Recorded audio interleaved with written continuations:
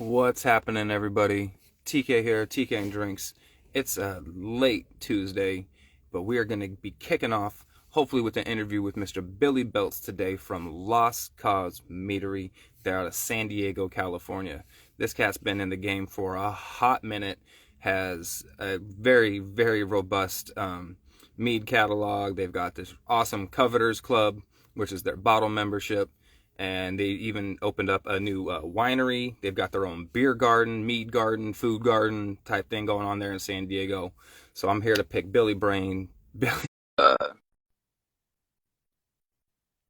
yeah, for some reason it's not letting me invite anybody to join in, which is really lame. What's going on, Sisters of Craft Brew? Always appreciate y'all popping in. Wow, this is why I have to switch to a different platform. This is just consistently inconsistent, which is terrible. So, come on. See now, there we go. It says invite sent. So, hopefully we can get Mr. Billy Beltz on board. Oh, there we go. Look at that. Can you hear me, sir? Yeah, it's cutting in and out, but I think I got you right now. Is that a little better? No? We could, yeah, I could hear Nothing you better? right there. Maybe that works. Okay, I guess as long as you can hear me, that's the important thing. Perfect. Excellent. So, yes, appreciate you stopping by tonight, Mr. Beltz. A huge fan, influenced by your stuff, and just generally wanting to talk to you and pick your brain. Yeah, happy to be on. Thank you very much. Appreciate it. Oh, thank you. First of all, for anybody who might not know, you're the owner and proprietor of Lost Cause Meadery there in San Diego, and now Oddish Wines of San Diego as well. Yep. Yeah, we just launched Oddish a couple weeks ago. Excellent. And how'd that turn out for you? Good. It's I mean, it's been good so far. We've gotten a good reception with our wines, at least everyone that's come by in the first 2 weeks, and we're just kind of kicking it off. We have some interesting wines, some ferments and fruit wines and sparkling wines and stuff. So it's a little colorful and different than your average winery. So we're gonna kind of see how it goes and see what people like. Okay, but I don't think anybody that knows you wouldn't expect anything different than for it to not be, standard run of the mill. I think that would actually kind of throw people for a loop there. Yeah, you're probably right. Yeah, it's got to be a little weird for it to be something from us. Exactly. I mean, because you guys are the first cats that I know of that made a commercial mead with mushrooms in it, which I thought was. I love the Coveters B1, the Chasing Alice one. It had such a unique taste to it. It had this bubblegum type of taste to it. It threw me for a loop. Yeah, that was a lot of fun. We've since done I don't know, maybe 6 or 7 meads, maybe 5 or 6 using candy cat mushrooms, and Nice. they've all been journeys into something new for sure. Yeah, I think that's to be expected with using something that's so unique as a mushroom. I mean, I don't see maybe 1 or 2 other cats. Met Jeremy up there at Hierophant up in Washington. I know he's done some with Turkey Hill mushrooms and stuff. But yeah, something that unique and that crazy to play with. I think it certainly takes a special type of brain to even want to mess with it, let alone to turn it into something that's desirable. Yeah, since we released that, I'd never even heard of a candy cat mushroom when we first started that batch, and right about that time, there was a lot of breweries that were starting to learn about them, and People are like, oh, a mushroom that, smells like maple syrup. It went into a lot of Yeah. pastry stouts, and I think with mixed results for a lot of people. So um, we ended up Yeah. pairing it with the right ingredients and using it the right way. It came out really nice, but it's yeah, it kind of all depends on how you use it. Yeah, that it seems like to be a pretty unique ingredient to say the least.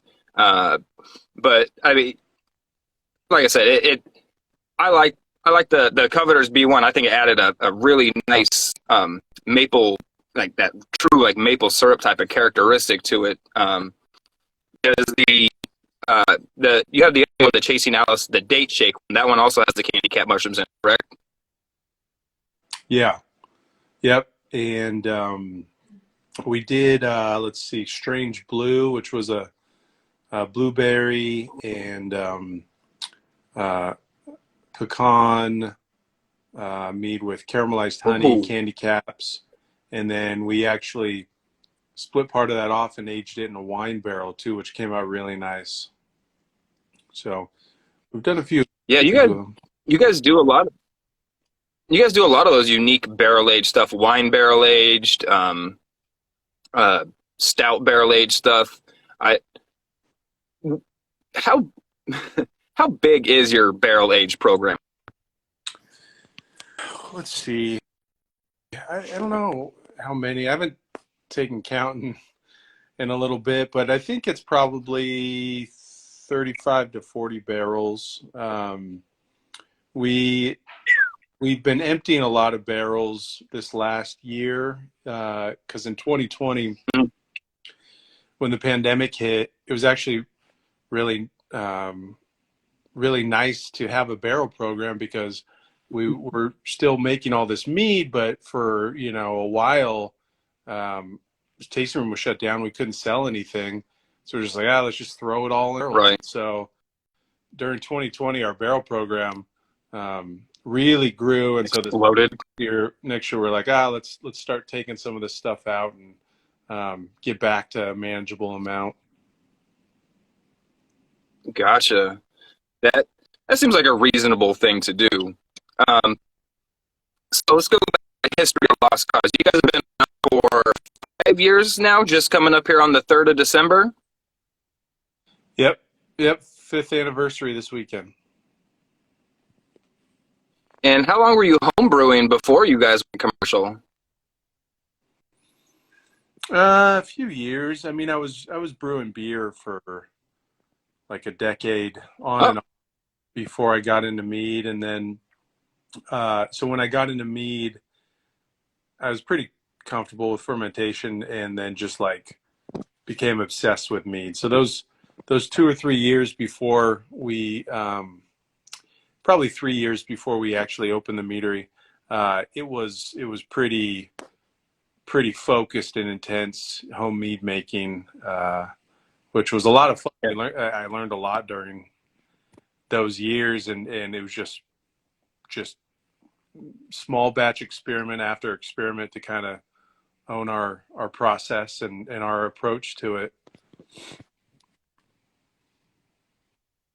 Gotcha. Man, that so then you got the 5 year anniversary coming up. You got 4 years onto the Coveters Club. How did that come to be?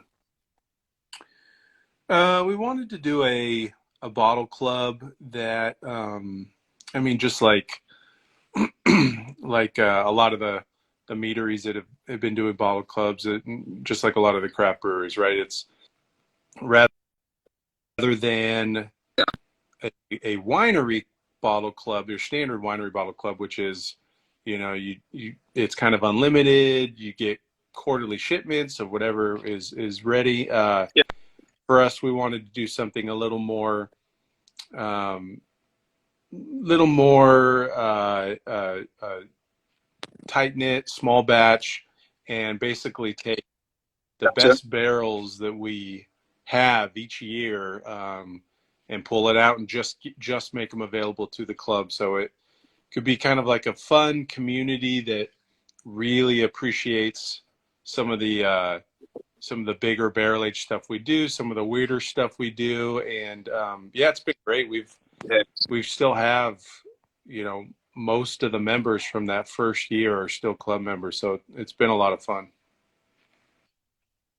I am, excuse me, I'm proud to now call myself a 2023 Covers Club member, Oh, that's right. and Yep. am dying to, yes, dying to see what comes out this year. I saw those the ones that you were just releasing, that the Making Bones blend. Holy cow, that sounds amazing with the raspberry, and was it the cherry brandy barrel? No, that was the other one. Yeah, The the blend was no.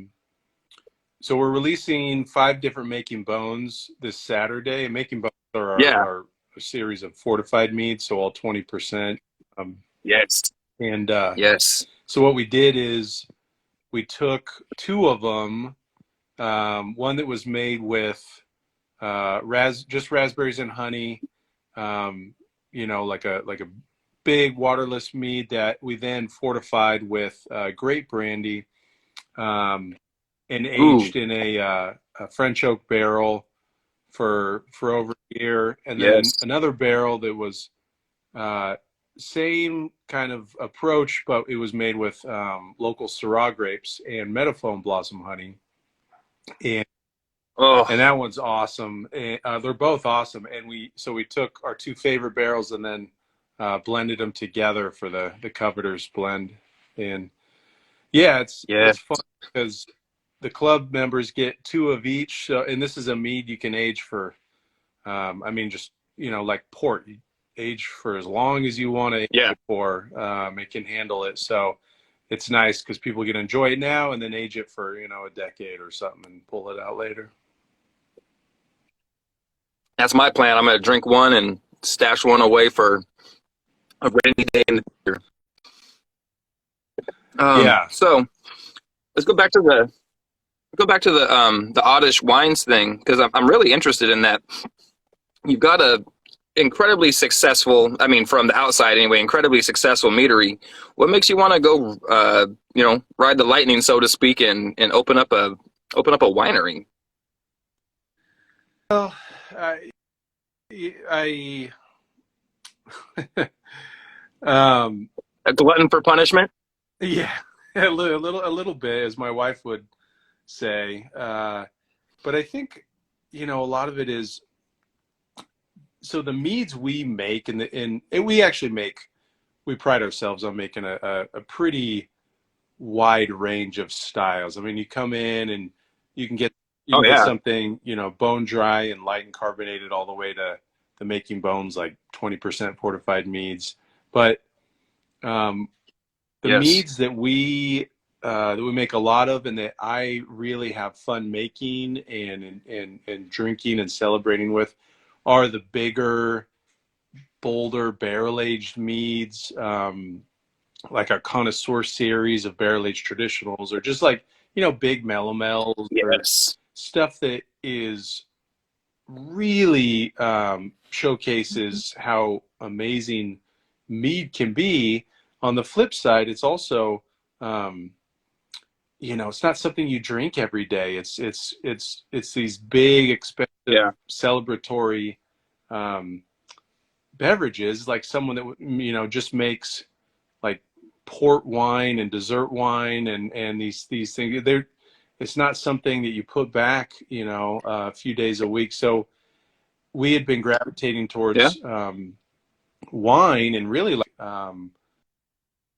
kind of crushable reds, that you know, chilled reds, orange wines, just things that were kind of fun and interesting and young. Okay. Um, and a lot of what you find in like the natural wine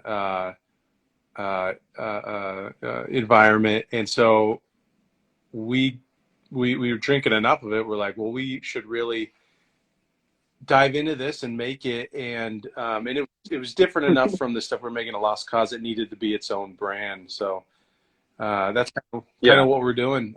Is in It's the same, as is the same, like ethos and spirit of Lost Cause, and that we're trying to, uh, you know, push some boundaries, kind of ignore dogma Yeah. and make stuff that we want to make that we think would be interesting or cool or different.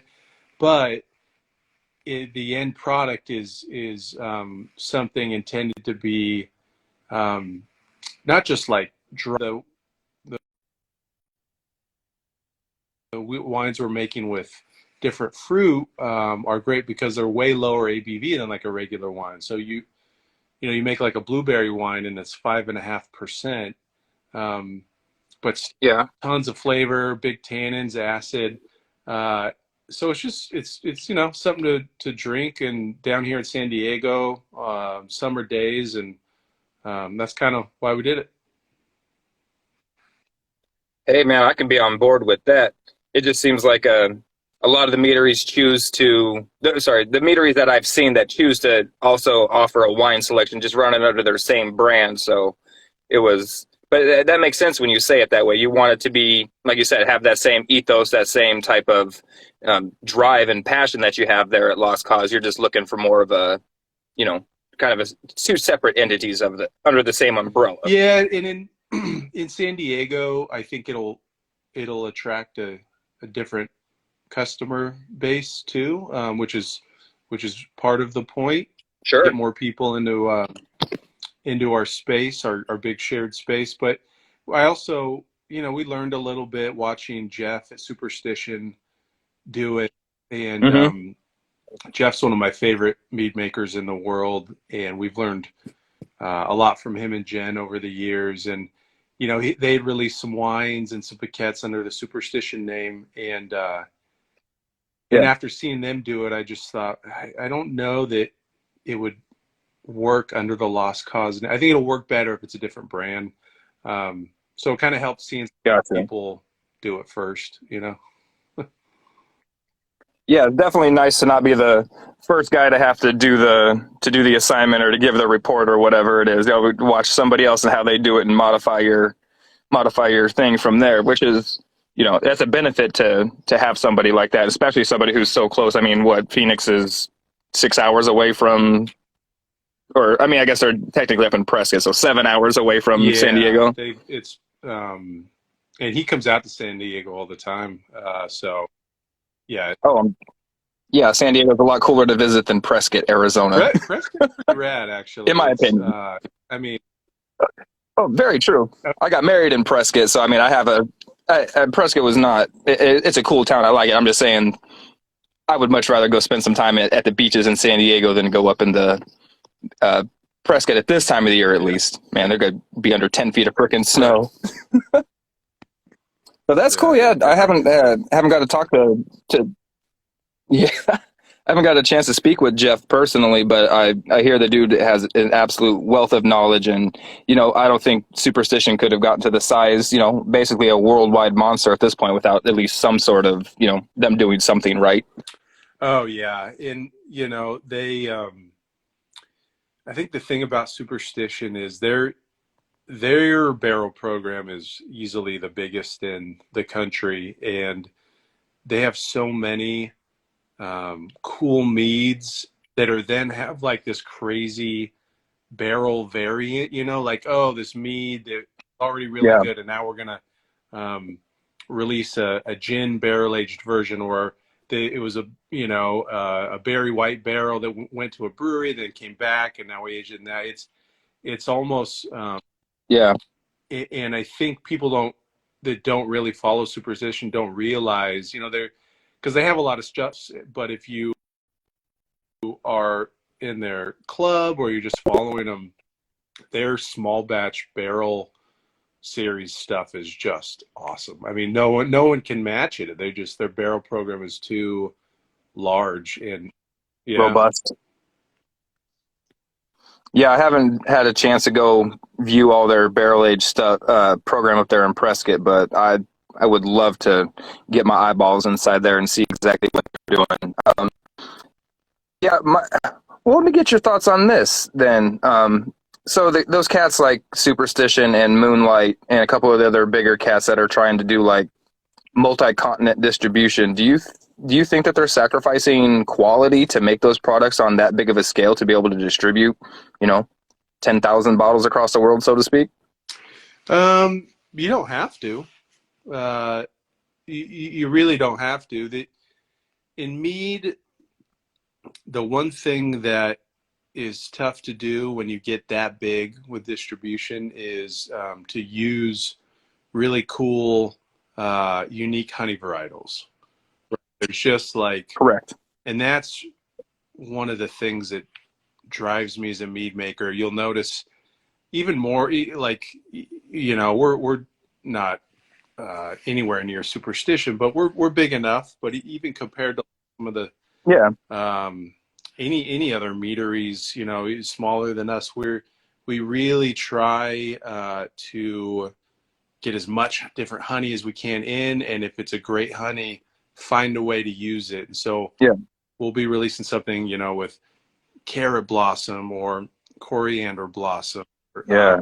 ulma, Yes. Patagonia, and some just really cool weird stuff. And there's other meaderies doing that as well, like Manic or Brimminghorn or something, and, Oh yeah. at Garage East, and those honeys are a lot of fun to use, but they're very limited, right? So once you Yeah. go to a certain level with mead, you just aren't able to use you aren't able to put stuff out in the world using like a carrot blossom or a radish blossom.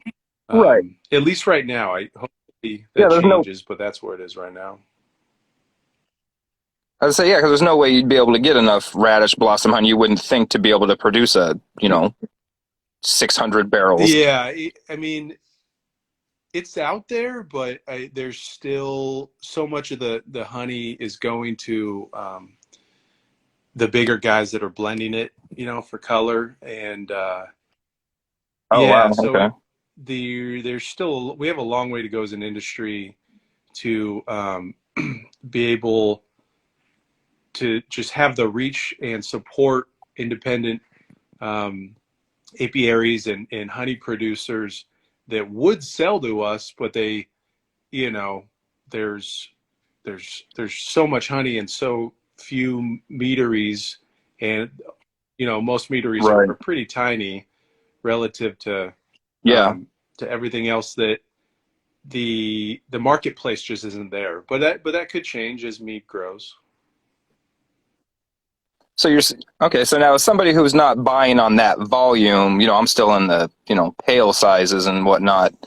It's interesting to think that there is that that the volume of those varietals is there, but it's just inaccessible. That actually makes me a little sadder than not just having access to it, because it does exist. We just can't get it Yeah, it, in volume. right. And some I don't think like meadow foam blossom honey. I don't think that's getting blended, and I think that's really Right. and there's reasons for that. It comes out every 2 years, and and it's just it's very regional specific, right? Meadow foam doesn't grow everywhere, but yeah, for a Yeah. lot of stuff, it is blended, and it's a lot of honeys that maybe wouldn't even do as well on the shelf. Like out here we have avocado blossom honey, western buckwheat blossom honey, and these are honeys Yeah. that you could find in like certain specialty grocery stores, but they're a little bold for people just getting honey out, to use with their Yeah. tea or food or something. But mead makers love that stuff, because it's bold and it's different and it's dark, and Yes. so that's part of it too. Is I think a lot of uh, um,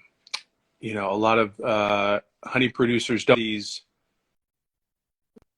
honeys that are maybe less appreciated in just the pure honey industry are actually really coveted by mead makers, if that makes sense. Oh, absolutely makes sense, and I think it's from what you're saying and from what I'm picking up, it sounds like just more advocacy is needed on all around from the meaderies to the apiaries, from the apiaries to the customer base. Everybody's unaware. What's the saying? You don't know what you don't know, type of thing. And if apiaries are out there and that don't know that there's mead makers that want these things, that type of thing, you could set aside X amount of pounds to sell at a smaller volume or whatnot. But I guess it's a double-edged sword. So, I mean, it exists, so that means we can at least have access to it in the future, even if it's not right now for smaller, bigger, I guess bigger small quantities, if that makes sense. Yeah, yeah. I'm somewhat optimistic that the meat industry will grow to a point that the marketplace can change a little bit. But it's Yeah. not a sure thing at all. There's still a lot of obstacles that we as an industry have to overcome to even get to a size that really moves any kind of needle, in that area. So, Oh, oh yeah, absolutely. I mean, in Arizona where I was at, you still can't even. I see all these people going out to like farmers markets, all these meaderies post. Oh, we're at this market or this market. In Arizona, you can't go to a farmers market and sell alcohol there. It's ridiculous. right. Which, yeah. So you're talking about all these varietals. Have you worked with any varietals from outside the country? Say like from Brazil, like some quince honey, or anything from like Africa or Australia? Yeah, yeah. We've used. I think we've used all the Brazilian honeys from Be Seasonal at one time or Yep. another, and then we um, we sourced uh, we sourced some Ulmo honey from down in Patagonia, which was like, Ooh, you did yeah, mention that that was like a earlier. dream honey for me because it's just so aromatic in a weird way. It's not like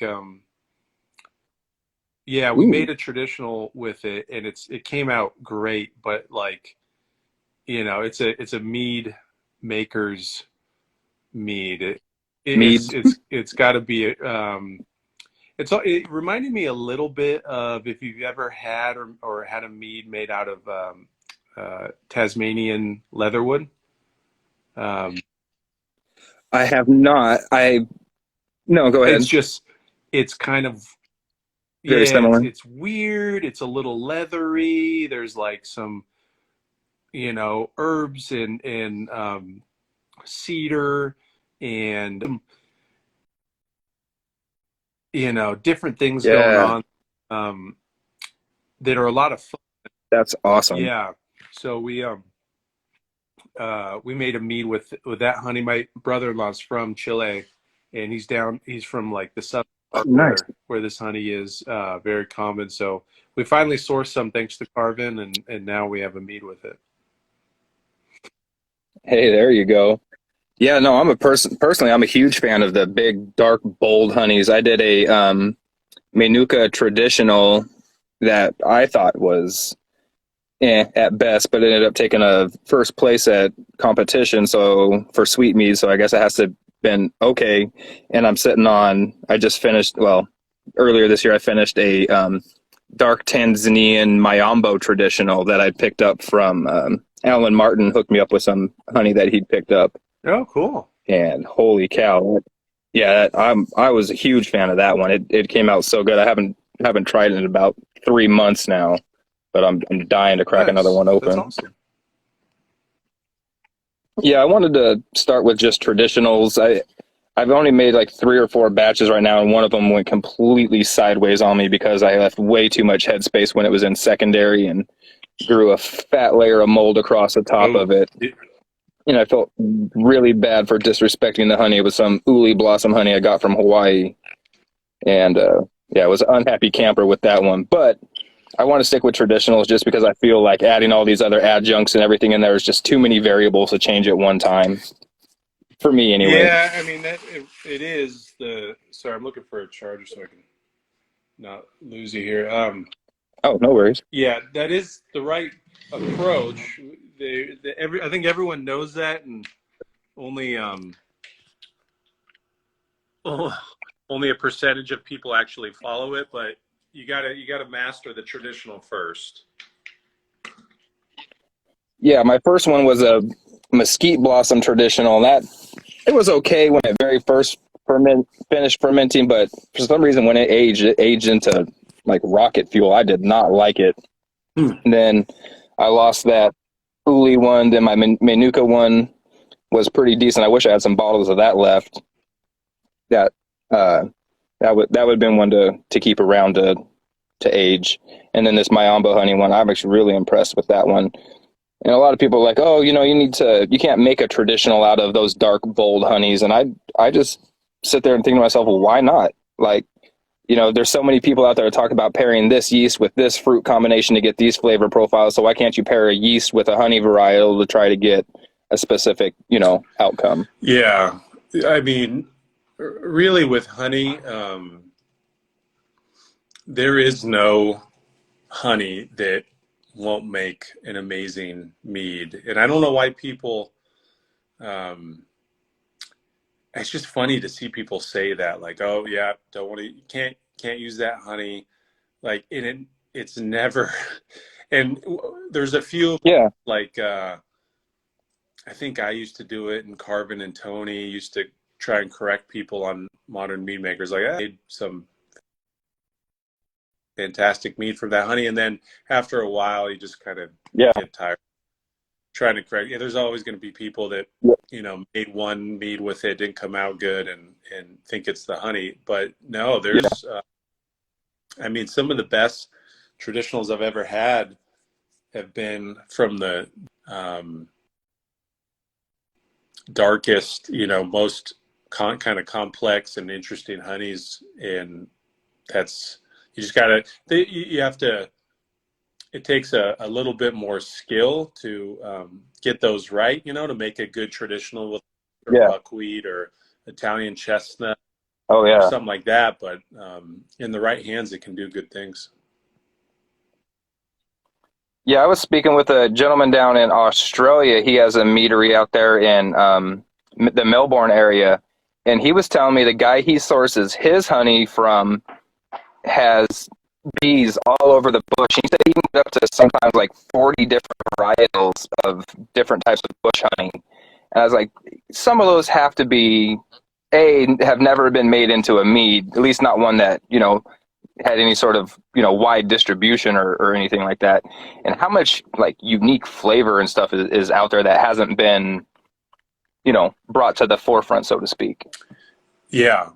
I mean, well, even the great thing about honey is that it's not just regional and seasonal. It's usually a blend, especially anything made wild, blossoms that, not just like orange blossom honey or something. So depending on the region and the season and the rainfall they got that year, and a lot of other factors, a single varietal honey is still going to be really different from year to year, season to season, but then especially place to place. So, you can say, like down here we have Western buckwheat blossom honey, and I can get Western buckwheat blossom honey, from Southern California, from this last summer, and there's not going to, it's going to be completely different, this next summer. And and so really honey is because it's, maybe it was 78% buckwheat and 18% alfalfa and this much percent sage last summer, and this summer it's it's 90% buckwheat and 10% something completely different, because it's not, it just really depends on what's growing then, and the exact locations. Yeah. So honey, it's hard to pin down and say, oh, this, I've made something with this honey and I'm going to move to the next one. It's always going to be a little different. Yeah, it to me it always reminded me of like the terroir in wine. You know, it's different every you could like you said, you could go to the same apiary who put their hives in the same location as they did last year, and you're going to get something completely different. Right. Yep. Yeah, bees are like yeast. They don't know when to do what they're not supposed to do. You know, sometimes yeast doesn't know it's supposed to stop at 12%, and you go all the way up to 15%. Bees don't know that they're only supposed to be pollinating. You know, we're doing avocado blossom. Nah, stay away from that tree. It's not an avocado tree. Right. Exactly. Ah, and speaking of yeasts, does Lost Cause have a preferred yeast strain you guys pick? I'm assuming you guys pick per batch that you're going with, or do you kind of just have a go-to? So we have some go-tos for mellow for if it's a dark fruit melomel or a light fruit melomel. Really like Okay. for melomels like D21 and 71B, some of the standard, and Okay. for lighter ones we've liked QA23, and if it's something that we've had some issues with sulfur in the past, we like BE Fruits, which is a nice white wine Ooh. yeast that doesn't produce sulfur, and it actually adds some nice like peach, melon, stone fruit, apple ester, which is really Ooh. can be nice. But for traditionals, our house yeast is English ale yeast from White Labs, and Okay. yeah, we've been There- promoting ale yeast for traditional meads for, I mean, ever since we started. We did some big experiments using ale yeast back in like 2016, 2017, and this is specifically liquid ale yeast too. And Oh, okay. they they the ale yeast were really impressive. Came out better than the wine yeast, and specifically the English ale yeast was the winner every time. And I've been doing Okay. this for 5 years A virtually, little while and now. it still hasn't changed. I really am always surprised that the ale yeast thing hasn't caught on, because between my traditionals and there's a couple other commercial guys that if you ask them, they'll tell you they're using ale yeast for their traditionals, and we're all making Okay. really good traditionals that are just nice and clean, and but I think it hasn't caught on for a lot of people because, well, if you're comfortable, the most important thing is if you understand a yeast and you're familiar with it, and specifically Yeah.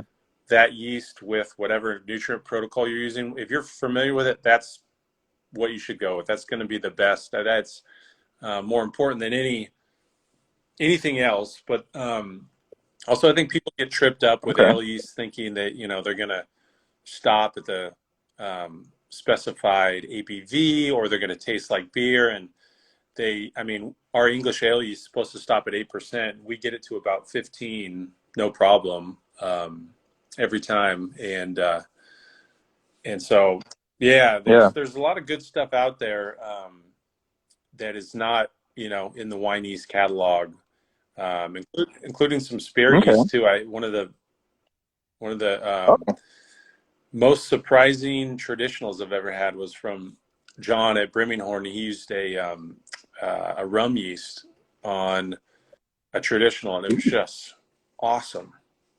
I still haven't got that to yeah. work for me, but it worked for him. John Talkington, that guy. I again on the same category as you guys. Just think on another level. You guys aren't.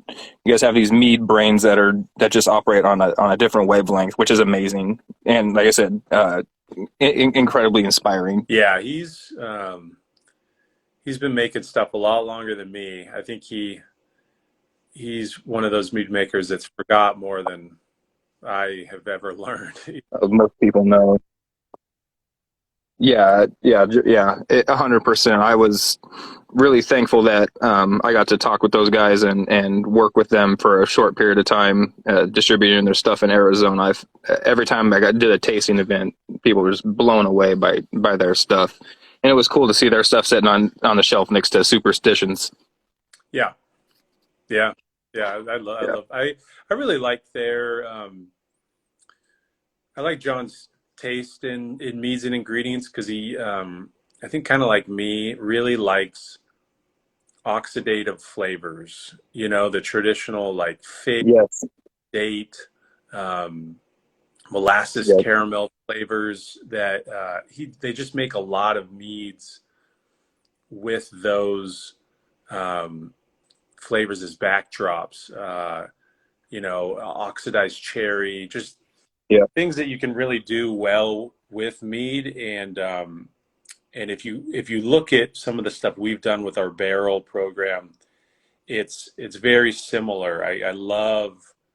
Um, I yeah, love being able to whether it's through age or it's and oxidation, or if it's like just deconstructing it through, you know, by using figs and hazelnuts and oak and things, and almonds, just getting those oxidative flavors, you know, the sherry flavors, kind of the barley wine. I just love those. yeah. I'm a sucker for a good barley wine, to be honest, man. So, are you using the same theory on your yeasts for the Oddish wines as you are for Lost Cause then, and trying to match up, you know, more so flavor profiles than intended designations? Um, no, well, so Oddish is the the X factor with Oddish is that we're fermenting a lot of times. I mean, if we're just doing wine and we're pitching yeast, we have our yeast that we want to depend on because you know, you're bringing in grapes once a year. It's a lot of work. It's expensive. You get one shot. You don't Right. want to like. I'm not trying to you know, take a batch of Syrah and throw a rum yeast and just see what happens. I just I don't have that many. Yeah, maybe one day we'll have enough to set aside some batches. But at the same time, we're also doing for the first time with Oddish, we're doing native ferments as well. Um, so we're just bringing it, Ooh, crushing the grapes or foot stomping them, or we're doing carbonic maceration, and then we are letting the wild yeast thing. And that's heck been yeah. uh, it took me. I mean, when I started out, I thought, you know, wild yeast were the devil, basically, right? And I you're hear kind you. of taught that from the beer world. In depends on what kind of beer you're making, but for a lot of brewers, you Yeah, trying to keep everything out, and then you get into wine more and realize winemakers uh, really it's not cut and dry. It's not black and white um, like they make you think it nice. is. And then, you know, we started getting a really liking natural wines that are all spontaneously fermented, and you can get a lot of complexity, and it's just Oh, I'm it's sure. fun. It's a great expression of the terroir when done right with good quality grapes. And so we've been doing that for um, some of the wines, and I think we'll do a lot more of that next harvest. They've come out pretty good. Are you working with one local vineyard or a couple local cats to supply those grapes, or just sourcing them all from all across the region? So far, we've just gotten all grapes from San Diego County, and most like 90% from uh, um, one vineyard manager. They they have some vineyards and they manage a couple other. So I think our Sure. Grenache that we brought in this year, it came from them. They were managing the vineyard, but it wasn't their estate grapes. But yeah, we only brought in like I don't know, 6-7 tons this year of grapes, which is very, a winery. So we have a ways Sure. to go. As we grow, we'll start bringing in sourcing grapes from other places, I would imagine. Gotcha. And one other thing I wanted to touch on before we take off is you're one of the only meaderies I've seen that's taken it to the next step of adding. It's called the Garden, and you guys have a whole. It's not just you. It's the meadery, it's the wine, and you've got like a pizza joint and a brewery, and you guys all have this like communal area that you use and kind of all feed each other customers and feed each other ideas and whatnot. I think that's a fantastic idea. How'd that all come to be? Well, we started up in Miramar as a communal. Our first location was kind of communal in that we opened with a cidery and a kitchen, so Oh, two other businesses, and it's great because it really reduces your startup costs. We were sharing the production yeah. space with but it also makes the space more fun for customers, and it was really helpful to us because people that don't know what mead is may come in for the cider or the food, and then try our stuff and kind of fall in love. So we started that way at our original location, and then when we moved down here to Bay Park area, I just knew how well that model works, and so we ended up. It was a bit of luck, but we ended up right a brewery here in town, like right next door, share a wall, and just happened. Oh wow, yeah, that's right. So Yeah, it actually used to be all one building. So awesome owner, like just great beer. They were doing something a little different, kind of like us, and so that was already a cool collaborative partnership. And then when our landlord bought the space next door with the outside lot, and then moved out and let us take it over, we all knew what we wanted to do. So then we kind of worked towards building this really cool beer garden and brought in a food partner that has been awesome, Pizza Cassette. And so it's actually, I mean, yes, with Oddish now, it's a pretty cool, like lively event space. In the evenings, we have live music 2 nights a week, and it's pretty fun. yeah, I saw some comments on there says it's a great place to go as well. And yeah, next time I'm in San Diego, you can believe I'm going to be popping in there for a meat, a beer, and a slice at least. So what does the future, the near future and the long-term future hold for Lost Cause? You guys starting year number 5 on the books. Got the Covetous Club year 4 starting up. What can we expect to see out of Lost Cause in the next little bit? I think we are going to take this next year and not try and open a new location or start a new brand. I promised Suzanne I would take because we have always been working on everything ever since we started. We've been working on the next big thing, because to even open a new location takes a couple of years of work. So I think this year we'll just we're going to Steady the course. Yeah, keep just doing what we're doing with Lost Cause, let Oddish kind of grow naturally, and I don't know.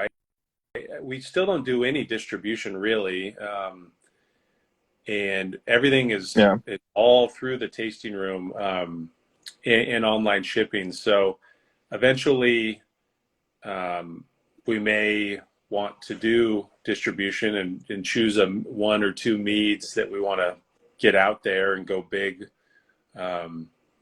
even just if it's just California or other states. But I don't know. It's hard for me to take that approach to our mead making. There's nothing wrong with it. I'm unfortunately for Susanna, I have something blocking me in my brain from like that kind of growth model. I just want to keep making these random, weird small batch meads and wines. So we're having fun with it now. There's a happy medium. What's that? I think there's a little bit of a happy medium where you can be a certain size, have a small amount of distribution, and still be able to keep doing the awesome small batch stuff and and possibly do, like you said, a couple of big things where you can get them into a few stores here and there. Oh yeah, I mean you can. That's the thing. You can go big and still make cool little small batch like the Superstition is a perfect example. They are distributed around the world and they're still making all sorts of cool, crazy stuff. So yeah, you can absolutely make it happen. Which is and that's why I think that's why I asked that question earlier about do you feel like you need to sacrifice quality to make large batch sizes? And I guess ultimately, if you're producing a quality product in the end, it doesn't really matter. Everything else is kind of really a moot point at that point. Yeah. So the real answer to that question is no. You don't have to sacrifice quality at all. What you have to do is make the numbers work, and and that's where mead gets difficult because it depends on the kind of mead you're trying to get out there. But honey is just way more expensive than the other fermentables, and so if you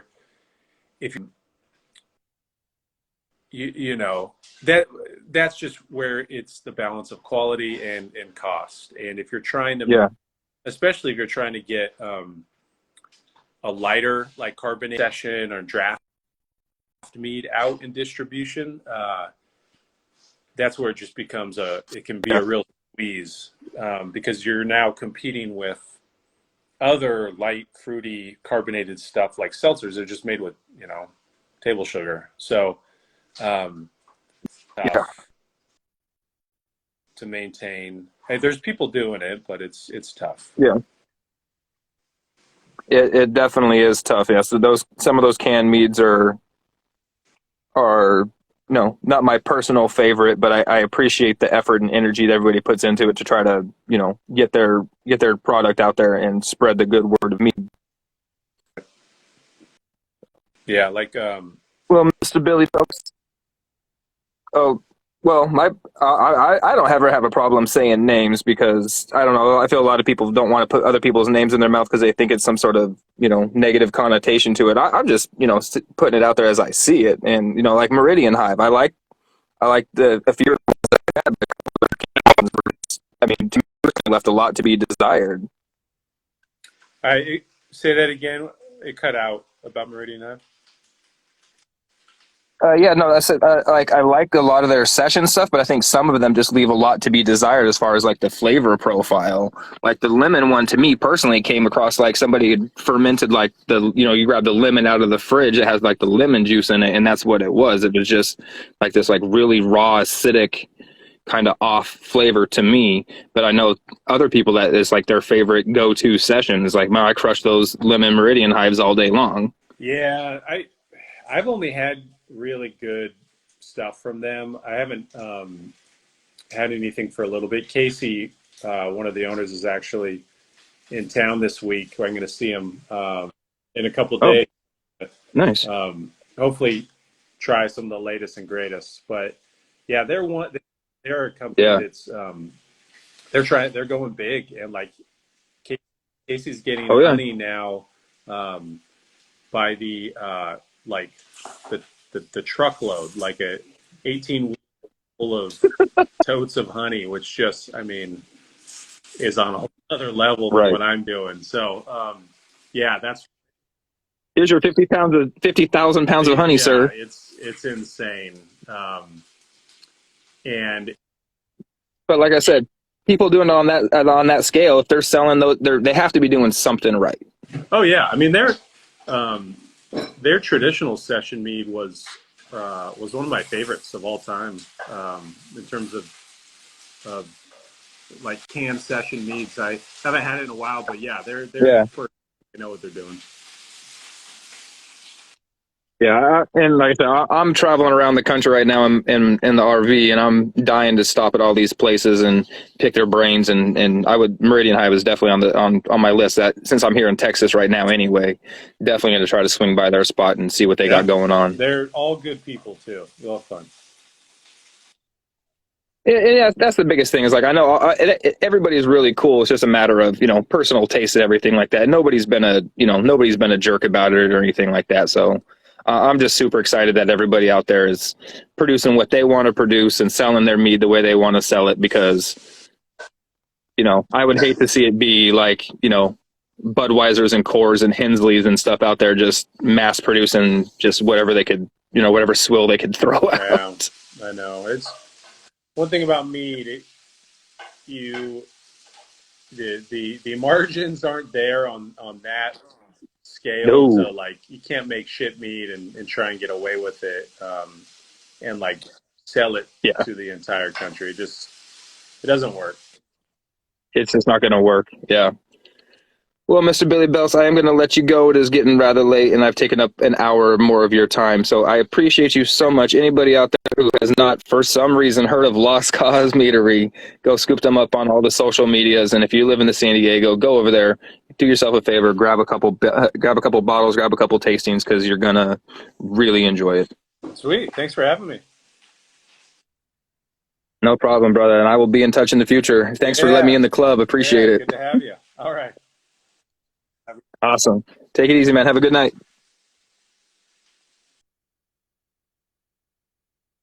There we go. Well, everybody, I appreciate whoever's left for showing up. Sorry that I did not get that video, but I am in an area where I have ridiculously poor cell phone quality reception. So I will be back next week with an interview, I believe, with Asir Meadery out of Everett, Washington. My man, Eric up there, microbiologist. He's going to be filling us in on some wild microbiology theories into mead making and ingredients and whatnot. So appreciate y'all being here today. And again, sorry my reception is garbage and y'all didn't get to see my lovely face this evening. But I will be back next week, next Tuesday, same bat time, same bat channel. Have a great time, everybody.